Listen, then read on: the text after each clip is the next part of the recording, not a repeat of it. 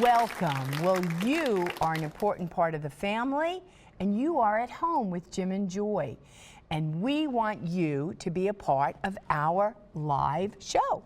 So you can give us a jingle at 205-271-2980 or call toll-free 1-800-221-9460. You can always send us an email, jimandjoy@EWTN.com. Well, welcome, family.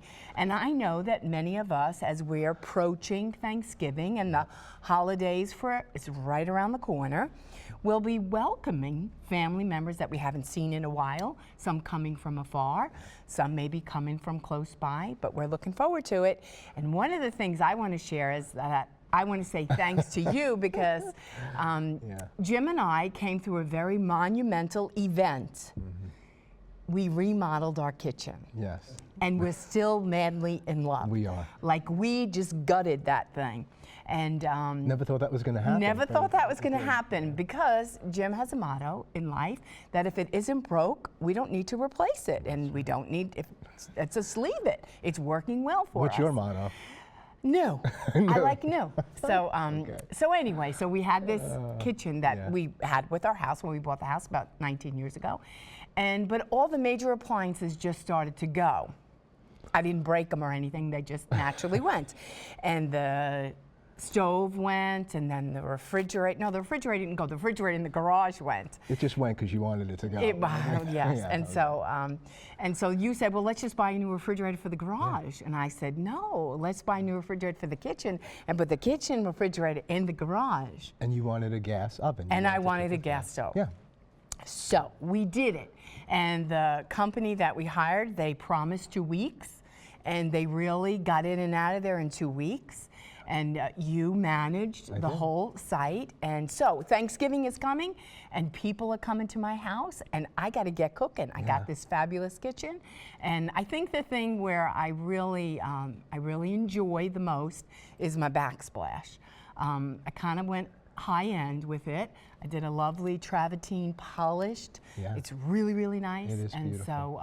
So I'm excited about Thanksgiving. I'm excited about family coming and cooking, and I'm excited about welcoming and all the things that we've been through in the year. And I know that some of us, maybe you've lost loved ones during this year, and those people won't be there for Thanksgiving. Yeah.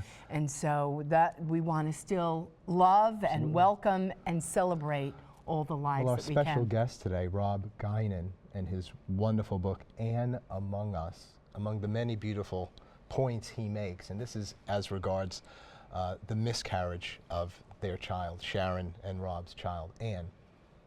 He speaks about how we know people through their presence. I mean, that's pretty obvious, and that's what Thanksgiving's about, going someplace and experiencing others' presence. But he makes the point and says we experience people as well through their absence. And I thought that was just so profound. You know, I lost my mom at age 5, and I've experienced her through her absence. We have a miscarriage, and we don't have this child for years and years. And so we suffer that loss, but we can still know them through their absence. We're drawn to them. We want to know them, and we can know them. I think that's an important point this season, especially about those of us who've lost loved ones and friends, and we've lost quite a few this year, is that we can still experience them in their absence. And we trust and pray that they're all a part of the family of God, and that God's family goes beyond this life into the next life. So Rob Guinan is going to be sharing with us, the author of Anne Among Us, item 5443, EWTNRC.com or 800-854-6316. He's going to share with us today. Give us a call, 205-271-2980, or toll free 800-221-9460. We really want to take your calls. Or jimandjoy@EWTN.com. Email us right now. We'll get them. We're going to take a break. We'll be right back. We're so glad that you're a part of the EWTN family. Please don't go away.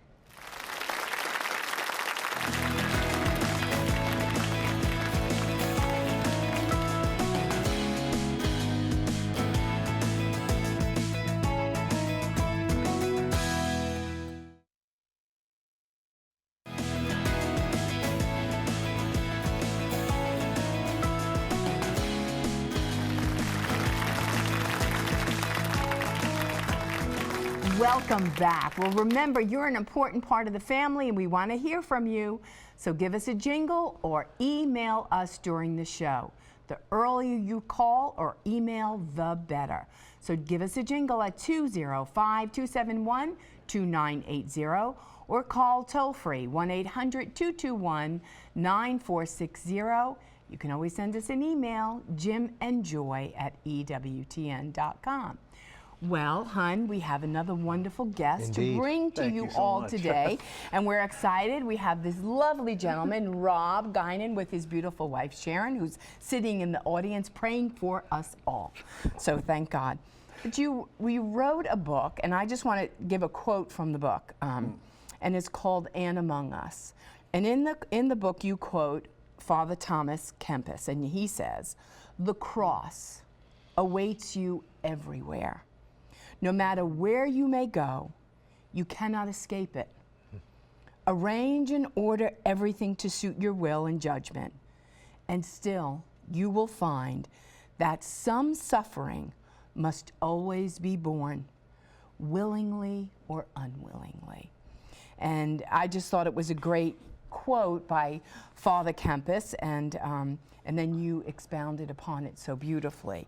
But it is true, in life we all bear crosses, we all have a cross to bear. The only difference is, how are we going to respond to the cross? And so I want you to tell our audience at home, our family, your beautiful story. Tell us about yourself and your family and Anne.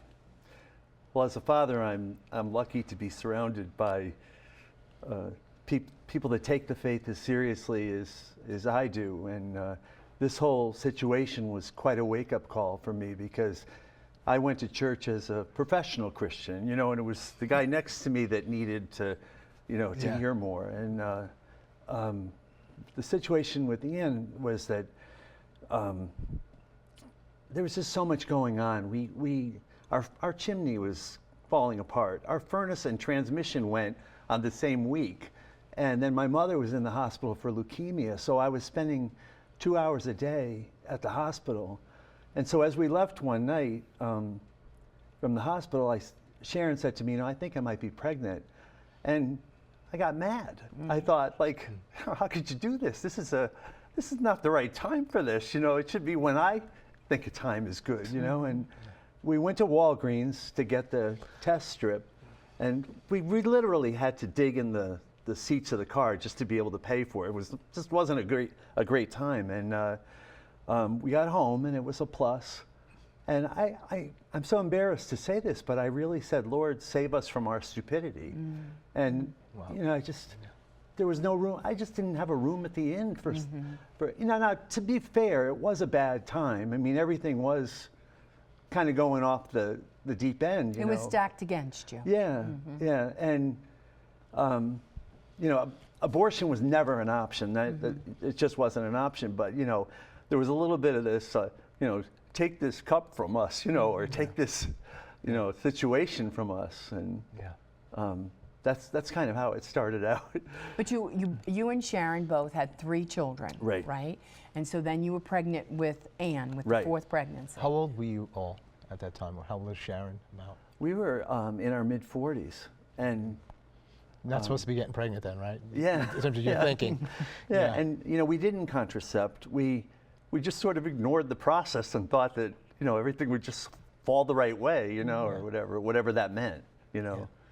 And but you were saying that abortion was not ever a part of your thinking. You're a pro-life person, but I also sense, I don't know if it's guilt or shame that you weren't welcoming, of this little person, your daughter. Yeah. And you write in your book, you refer to a book of the Bible, Philemon. And this becomes so important in your thinking and in your life. How does that relate to Anne and this whole issue of welcoming or not welcoming? Or Thanks for asking that, because I always loved that book, and I remember there was a priest who sort of talked about it at one of our youth groups, and I sort of forgot about it. But I'm thinking Paul was asking Philemon to accept a criminal back, he probably didn't leave empty-handed, and he's supposed to accept him back, not just as a help, but as a a friend or a brother. And here God's asking me to accept someone that never stole anything except my heart. Yeah. Yeah. Yeah. And it's so beautiful because I wonder how many children in the whole entire world were planned. My mother had 8 children, and she would say to us, "Do you think I planned on having 8 kids?" And then she would look at us and say, "Who would I do without?" But that's the culture in which we live, and where so many people aren't planned, but we as Catholics and as Christians, how we have to make room in our hearts, right? Yeah. And so continue to share the story of what God did to you, even with your son Matthew, and how he spoke to you and to your beautiful wife. Which I had a little bit of wisdom, not much at that point, but I said to Sharon, let's discern on parallel tracks. Let's not crowd each other out. Let's go our own contemplation. And she went to a wonderful woman at Crisis Pregnancy Center that she had known for years. And this woman is probably a saint.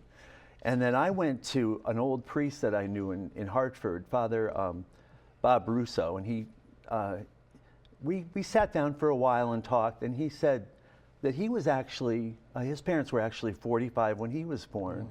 And he talked about the culture of how grandparents are coming on to reprise their old roles and stuff like that. But what he did that really got me at the end was, as I was walking out the door and thinking that I'm just going to give this baby away, he said, "Rob, just wait till you see the baby's face until you decide." And I thought, wow, you're really good at this, And so we both came to the same decision. We went out to dinner and we revealed our things, and we came instantly together on a name. It was Anne, after both of our grandparents, and a saint the middle name of a saint we both loved, Elizabeth Ann Seton. And so we thought we were all set. And then the Thomas Kempis thing came into play. And Let's talk for a minute before we get into the Thomas à Kempis thing and what was going on with the pregnancy with Anne within. How important was community in your process? Okay, so this is a crisis pregnancy, not necessarily at this point because of what was going on maybe physically that led to a miscarriage. It was a crisis because it was a crisis for you. It wasn't a crisis for God. It's not a crisis probably for Anne either, but it's a crisis for you. Exactly. Right? Okay? Yeah. So you're the only guy I know with a crisis pregnancy. It's usually the woman. Yeah. You got a and it's great for you to admit that because there are a lot of guys in crisis. But speak about the community again, because you couldn't even believe yourself that you were thinking the way you were thinking. The importance of Sharon getting to see someone, you getting to see this priest, and the need for people to have a conversation, when they're in a crisis like that. They can't see clearly. Father Rousseau, he's the head of a life office even right now in the Diocese of Hartford, and he just took it, put it back together, one brick at a time, and at no point did he jump one step ahead or anything like that. And he was that father figure that I was missing in the whole process. And we had many talks over the years about crossing the threshold of hope. And we used to go to the orphanage on Sunday together, sometimes to do the wheelchair. But he really was that sort of that community coming to rescue me, because I really feel like I had gotten a little bit, away from it, not away from it, in it, but away from it. You know what I mean? Right. Yeah. Well, I think what happens to us when we're in a crisis like that is, you interpret the whole storm and you take it all the way down the road and you come to a conclusion. And that's just not the way it works, where we need to have voices of wisdom and hope and truth speaking into our lives, so then we can kind of go, he threw me a lifeline. Or it becomes all about you. Yeah. You know what I mean? Whether you're male or female or whatever. But somebody helps you see it's, God's going to work in you, but it's not all about you. And if you could welcome another, then you could be transformed. So now you're both on the same page together. Exactly on the same page. And so everything's, you start get exciting about the pregnancy? Yeah, everything was, there was no hesitation after that. It was all excited. I only had that sort of residual shame of not really stepping on board. And that was pretty deep for me. I didn't go with her to the OBGYN for the first time. And why? You know, I don't know if people know this, but writers have a lot of free time during the day. They can they can get to things like that, but I just, not enough charity, really, you know. Yeah. So what happens with the pregnancy, or what were the indications that there was a problem? There was just a little bit of spotting, but the doctor said not to worry about it. And Sharon, I guess she felt something was imminent, because on the second doctor appointment, they said it was going to be a miscarriage. This was after 60 days. And so Sharon really impressed me so much, and we learned from our spouses. And I went upstairs to go to bed, and I went back down like I might not normally go.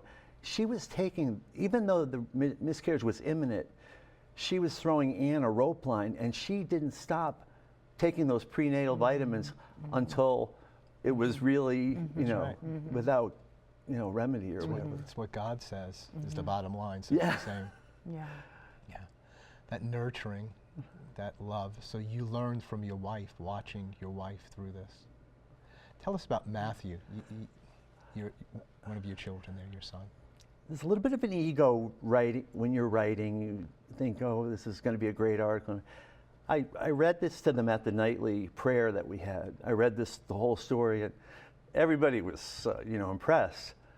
And so I put it in my dresser drawer, and I said, that's the end of it. You know, this is the end of the chapter. But it wasn't the end for Matthew. Every single night, for years, for a decade, saying he prayed for her every single night. I was so profoundly touched by that, you know. Because for him, she was so alive. You know, it's like she's not present with us, but she's alive. She's in heaven, Dad. We're connected to her. Yeah. And when you journey that with your children, they bring that beauty to you, the innocence of that beautiful child, to keep her fresh and alive. That it's like she's not among us, but she's with us. And only add to that our Lord calls us by name. The name is the icon of the person. For me, it was still a little bit of a story. For him, it was a name. It was a person. And I'll never forget it. What, you know, his message there, you know. So beautiful. Well, we're getting ready to take a break. And so don't go away. When we come back, we're going to continue our discussion with Rob. So don't go away. You're at home with Jim and Joy, and we'll be right back.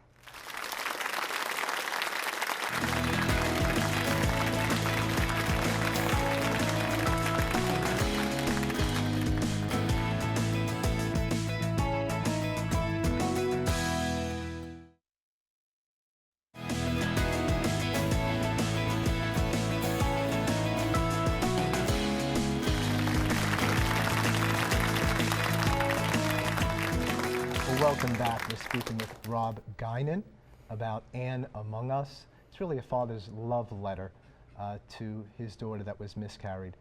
Perhaps you've suffered a miscarriage. Perhaps you didn't handle this welcoming of a child the way you would have liked to. We want you to know God's mercy, grace, and forgiveness. 205-271-2980. or 800-221-9460. You can call us right now to be a part of the show, or you can email us, jimandjoy@EWTN.com. Email us now with your thoughts, your questions. We want to hear from you.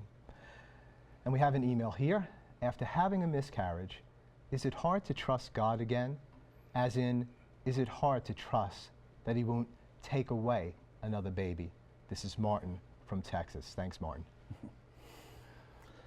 There's so much anticipation. You think about the baptism, the Little League game, and it just, the Christmas morning, and it all sort of just feels like it disappears right before like you were told you were the lotto winner, and the next day they tell you you don't, sorry, we got the number wrong, Right. It's really hard, Right.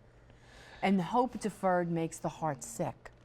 And, we were sharing in the break, Rob, I really respect your vulnerability and your honesty, because so many men and women in this culture of death that we live in, maybe we haven't been overjoyed with the news of a pregnancy, and it's just like, no, I can't be pregnant. It's not the right time, or he's not the right guy, or God, we don't have enough money, as if all those are reasons anyway to welcome life. I mean, it really is about trusting God with I'd like to life. just address that.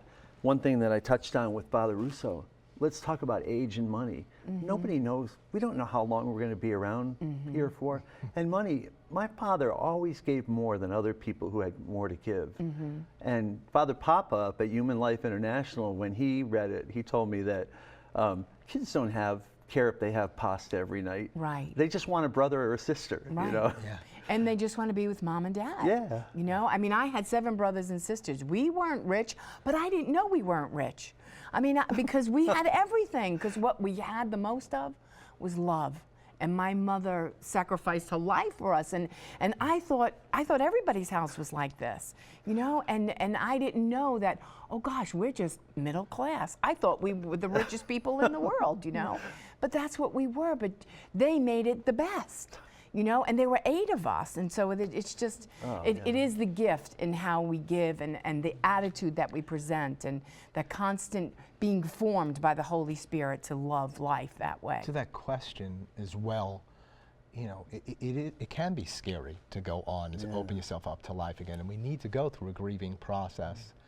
And I think also in your book you speak about knowing someone through their absence as well as having their presence. And I think this is important for our emailer, is that we have to come to the place in losing someone, miscarriage or outside of the womb, death doesn't get the final word here.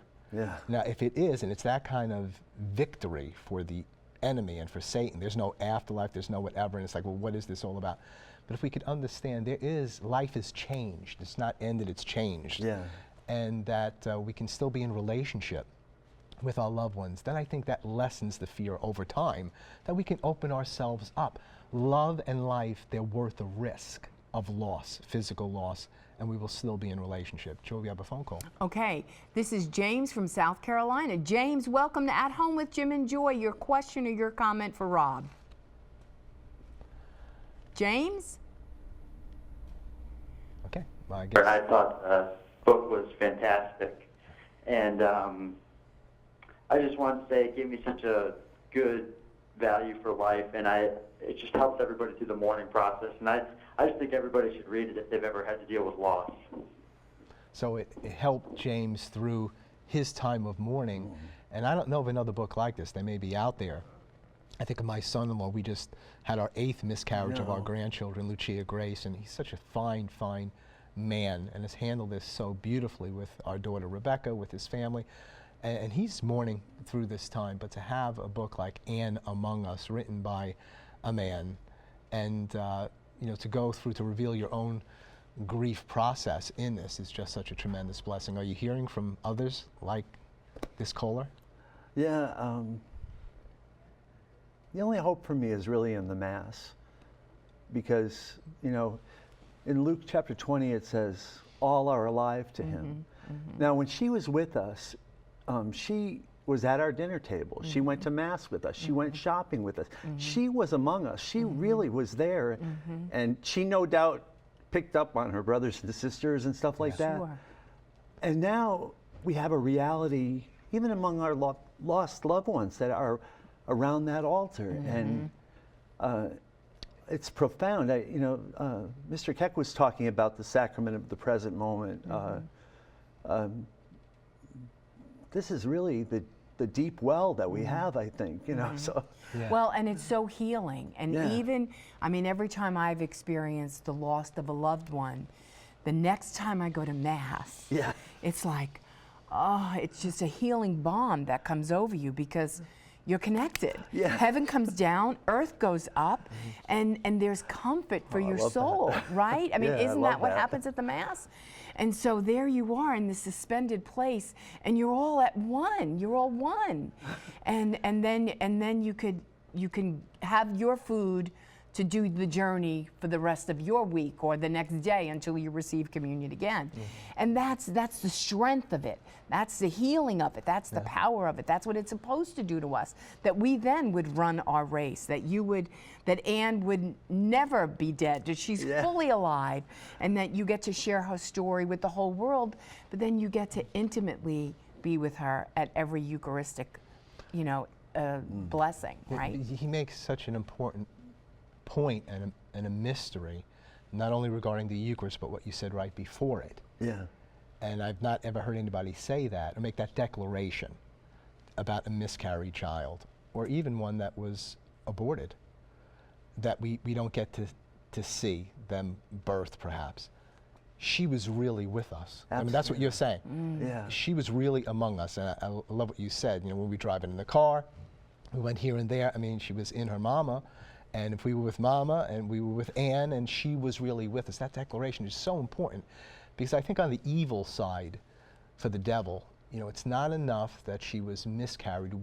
He wants us to act for those of us that have miscarried children or grandchildren like they never existed. Yeah. Right. And your book is an affront to that. Right. I think that's really the essence of the title too, because she was among it, and I think she still is. Right. So in a different way, Right. As we communicate in the body, and hopefully, And what she was 23 of your chromosomes, 23 of Sharon's chromosomes, and she was a unique, unrepeatable, irreplaceable human being for all eternity. She was bone of your bone and flesh of your flesh.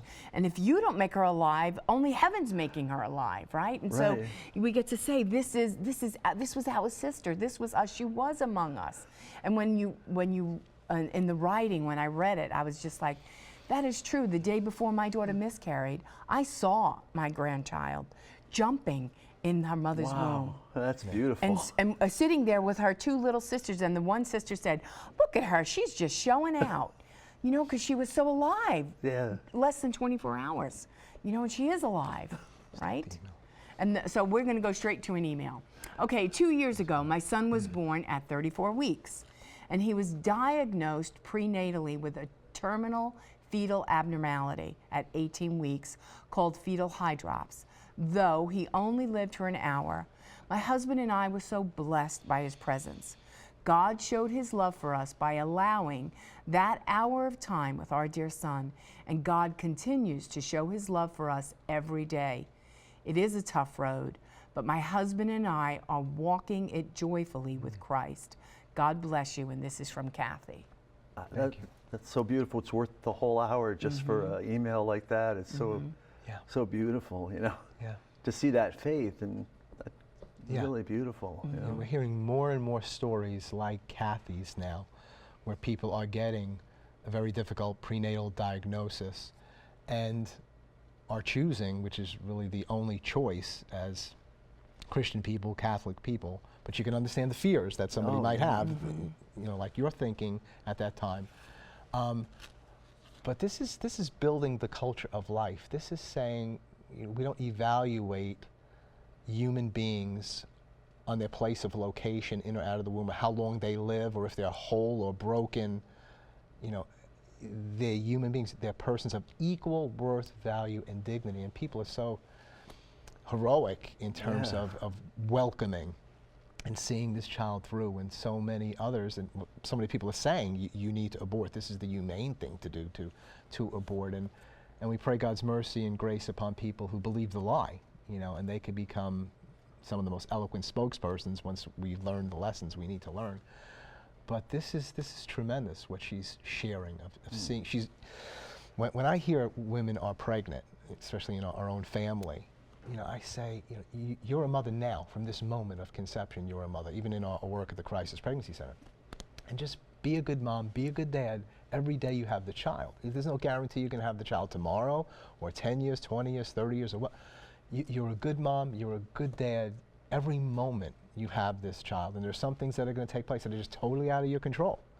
right? Like the Yeah. saint said, or the holy man said, no matter how you try to arrange things and control things, the cross is coming to you. You know, fear is very irrational because I looked at the wall and I saw a shadow of a mouse and thought it was like a shadow of a T-Rex or something. It was so disproportionate. And I was going to say one other thing about the Philemon. In one verse, he says, "Do this out of love," and another, "Do it out of obedience." Wow. And I thought, Wow. take my pick, one or the other, you know. Right. But maybe through obedience, I could learn love, you know.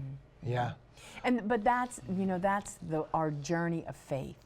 You know, I don't always understand everything that happened to us in our lives, but I believe that God was in it.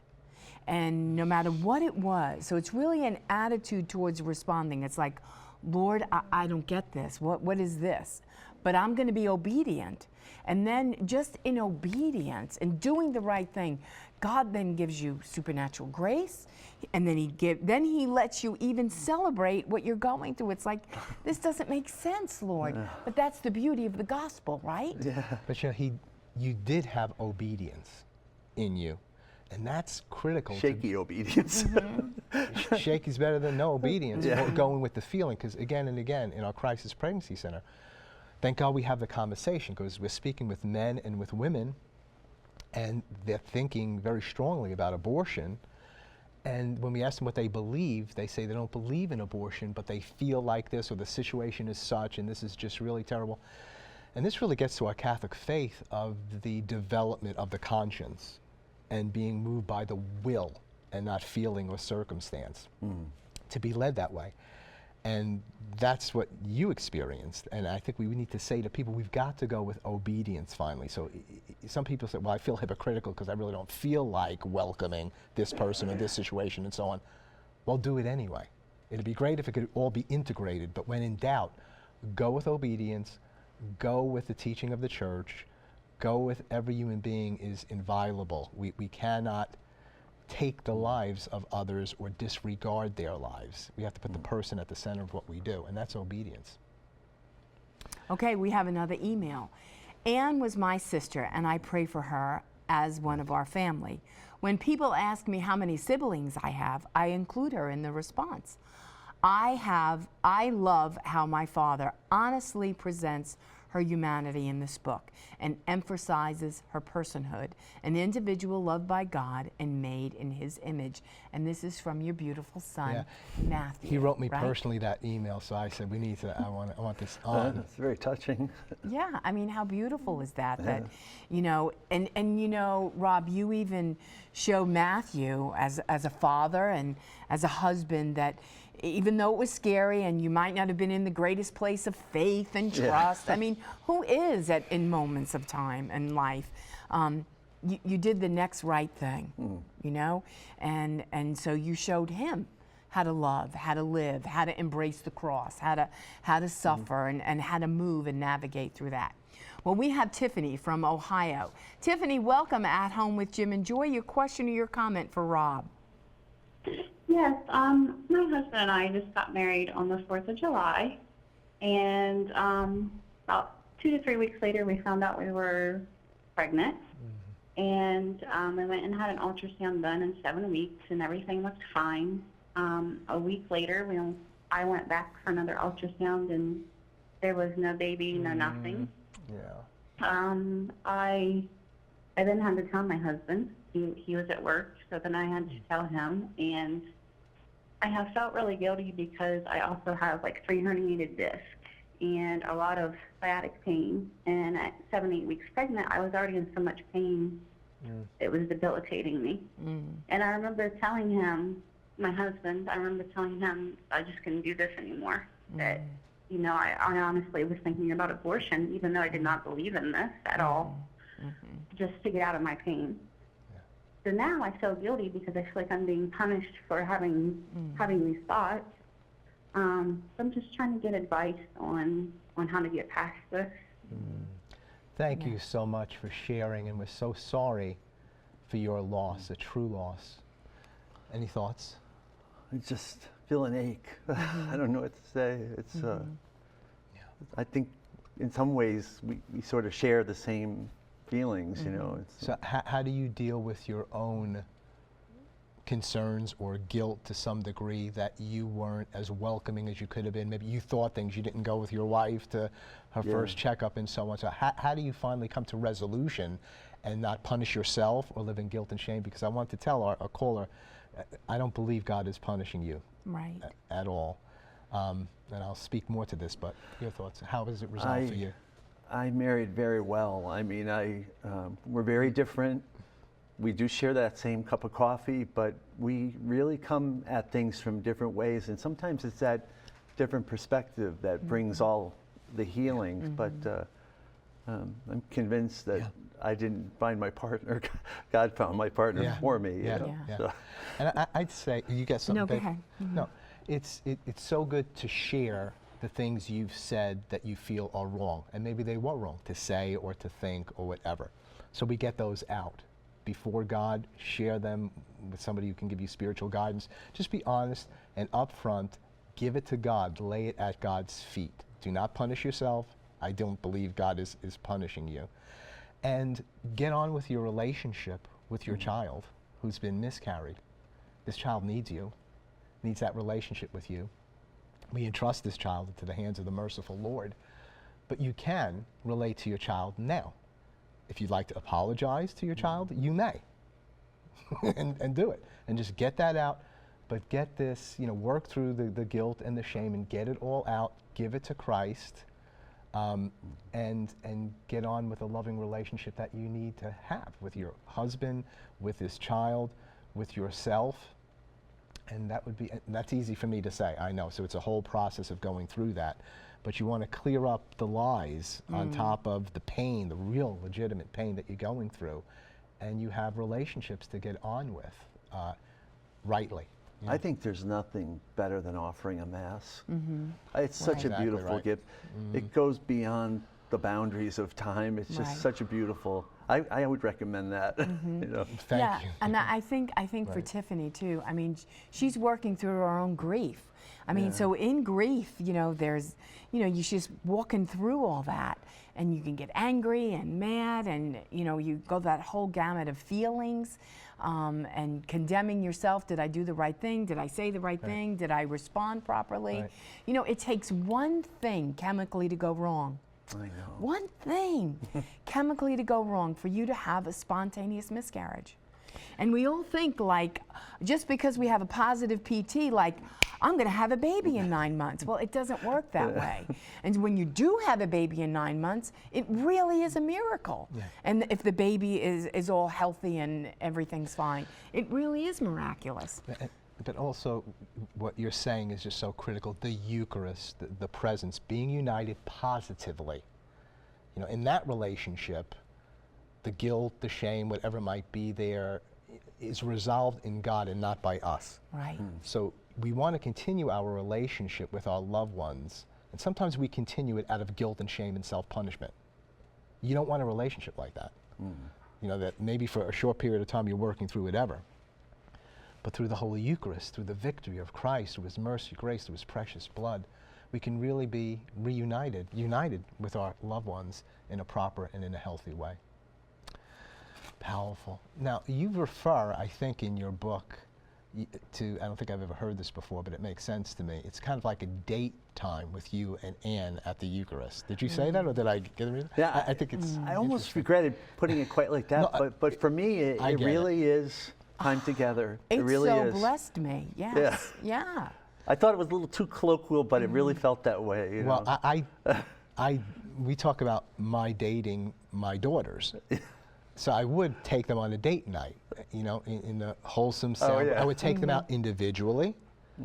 And of course, the one wanted to know what I did with the other twin. Where did you take her, and what did you do? But just to be there and to, and I think somewhere in your writing you speak about fathers should say to their daughters, they're beautiful, but we think about that for our born daughters, and we're with them, we're looking into their face and saying, I want you to know you're beautiful. I don't want anything from you, you're just beautiful. And you said, and you told Anne in the book that she was beautiful. Yeah. And you described that in some way. How did you see her beauty? And then you say at the end of it, there I said it. Yeah. Yeah, I'd say you'd expect a father to say something like that. So I just did, you know. So How was she beautiful? How did you see that beauty? How did you? It just all came alive for me with offering masses. It just, you know, our faith tells us that we're united, right? The sacrament of unity, and that's the meeting place, you know. Yeah. It really is beautiful. And just, go ahead, Joy. And just the sacredness and the dignity of her own life, and the value. And look, now you only had her for a short time, you and Sharon. Yeah. You only had her for a short time, but look at the greater good that God has brought out of this, and all out of your suffering, how only our very good God can do, bring beauty out of our ashes. And you offered your ashes to the Lord. And you said, here I am, broken, and I maybe I didn't respond right in all things, but God, this is who I am. And God does such a beautiful thing with it. It's not the end of the story. Rob, thank you so much. Thank you so much for sharing Ann with us, Ann among us, your family. And this is going to minister to so many people. Thank you for the gift that you've given. Well, we're going to take a break, and we want you to get this great little book.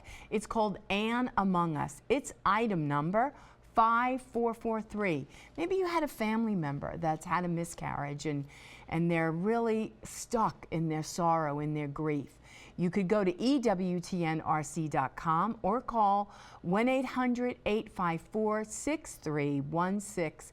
Get hope, get healing, and get on with the living. So we're just going to take a quick break, and when we come back, Father John Paul will be with us. Don't go away.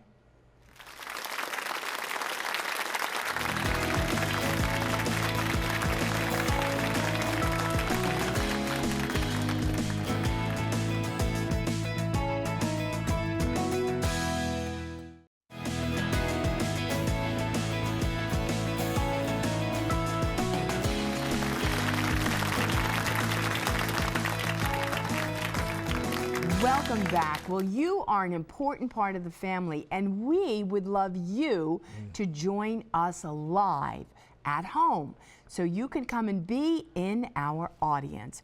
You could contact the EWTN Pilgrimage Department. You could go to pilgrimages@EWTN.com, or you can give us a jingle at 205-271-2966. We would love to see you face to face and have you sitting in our audience. We can audience. honestly say we don't only want to hear from you, we want to see you. Come and see us. It would be awesome.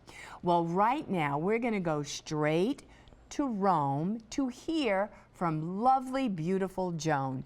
Joan, what do you have for us today? Well, greetings to all of you at home. And as you can see, we are in the square in front of St. Peter's Square. Behind me, they have erected the Christmas tree, which will be inaugurated the day of the opening of the Jubilee, December 8th. And they're also building the nativity scene. Now, Wednesday in this very same square, there was hugely increased security measures for the Holy Father's general audience. Slightly smaller crowd than usual, however, very, very enthusiastic and vocal. And the Pope did talk about the Jubilee of Mercy, which does open on December 8th, and he especially talked about the holy doors.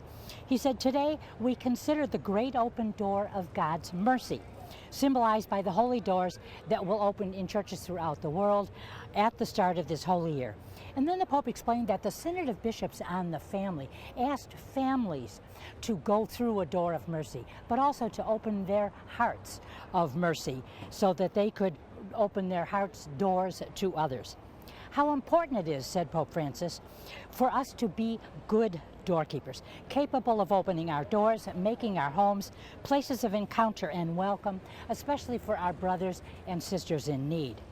And you know, he departed, I don't know how many times from his text. One of the things that he said many times was, please remember, Jesus is the door to our salvation. He said that himself. And in another departure from his script, the Pope said, if the door of God's mercy is always open, even so must be the doors of our churches, our communities, parishes, institutions, and dioceses. For when they're open, we can all go out to bring the mercy of God to others. And now that's just a brief look at the catechesis, but I want to bring you a little bit of news today. Traditionally, 3 times a year, the Pope meets with the prefect of the Congregation for the Causes of Saints. They talk about future beatifications and canonizations. They look at miracles, they look at martyrdom, and so forth. Now, the 3rd week of December is traditionally one of those meetings, and it seems that this year, Pope Francis will approve the canonization of Blessed Mother Teresa, so stay tuned for that. But we're out of time, so back to you at home. Thank you so much, Joan. We so appreciate Joan being right there at the Vatican and bringing just the scene there, higher security with this terrible attack there on Paris and now threats all over Europe, the United States of America. God have mercy on us, on those who perished, those who are grieving the loss of loved ones, those who are wounded.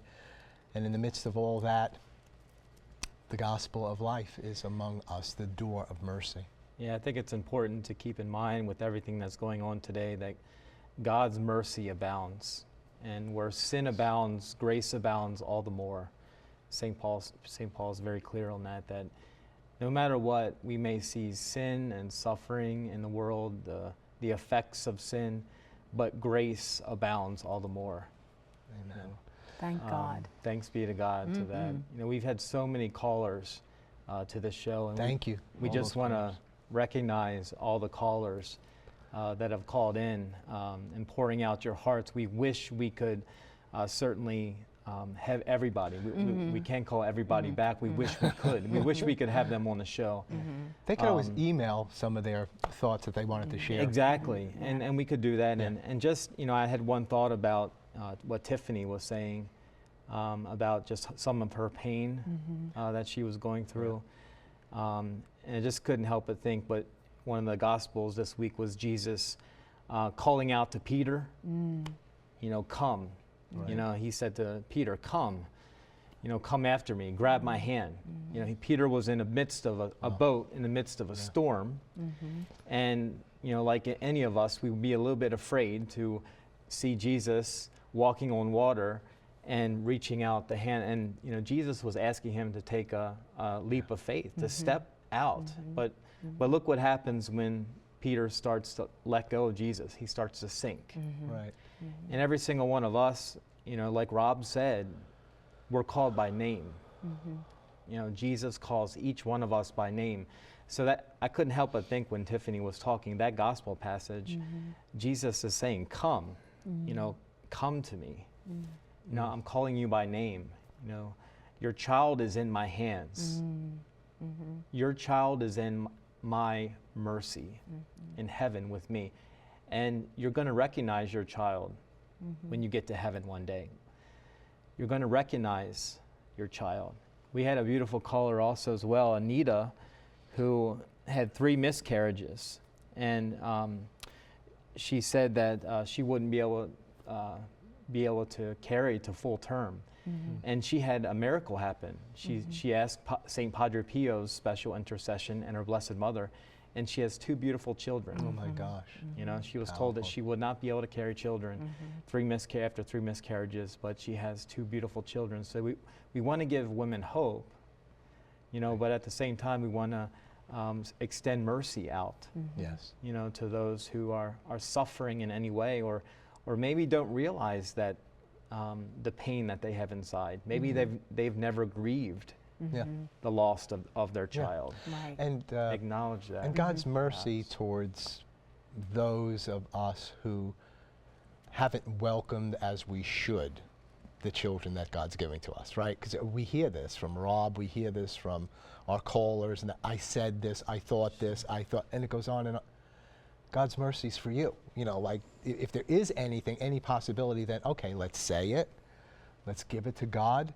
That's the only one that can extend mercy to us so that we could be as integrated as we can be for those who are living here, a relationship with our children, with the Lord, or here on earth, the door of mercy. And especially during this holiday time, this coming into Thanksgiving and Advent and Christmas, the Holy Father was speaking about the door of mercy in our homes. And just to think of our front doors or side doors, people coming into our homes. Sure. Or you're going to be welcoming people into your home Are we going to welcome them in love and in mercy? How are we welcoming people? And a lot of them might not be, exactly living the way we think they should be. The door of mercy of the family. I think around this time, a lot of people are getting anxious. Right. Thanksgiving's coming up, Christmas is coming up. They may be thinking, I don't want to invite that person to my home. I don't want to invite this family member back, or I'm dreading having this person come back. Just to encourage everybody watching, to open up your heart first. To use these couple weeks before Thanksgiving to really prepare. And ask God for forgiveness. First of all, we all need forgiveness. We all need God's mercy. There's people in our life who've hurt us. I can think of some right now. Everybody, all of us have people that have hurt us. We need to ask, the Lord into our lives and to ask Him to forgive us, to have mercy on us, so that we can extend that mercy to other people. Give us your blessing, Father. Sure. And I have the relic of Padre Pio, so I want to, with Anita in mind, just to pray for any women who need healing. Family, through the intercession of St. Padre Pio, may the Lord bless you and keep you, and may He turn His face to you and be merciful to you. May He show you His kindness and give you His peace. And may Almighty God bless you through the intercession of St. Padre Pio, the Father and the Son and the Holy Spirit. Amen. Amen. Thanks for being with us today. You're an important part of the EWTN family, and you are always at home with Jim and Joy. Bye now.